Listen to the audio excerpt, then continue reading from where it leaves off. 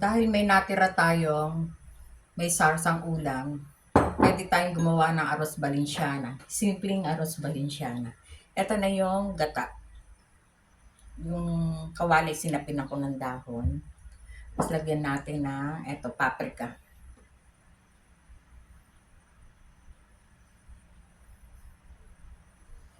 Tsaka paminta.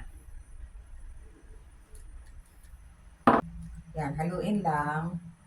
Dito natin isasaing yung bigas. Ito, nahugasan ko na yung bigas.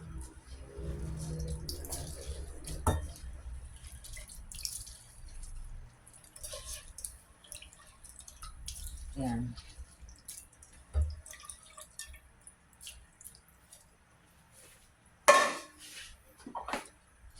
Haluin lang ng bahagya. Pero mamaya naman paggulo, haluin natin yan.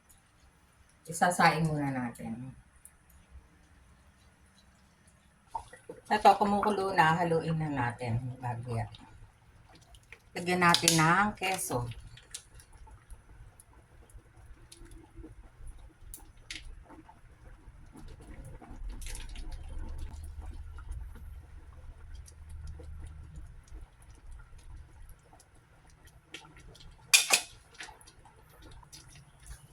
Turmeric.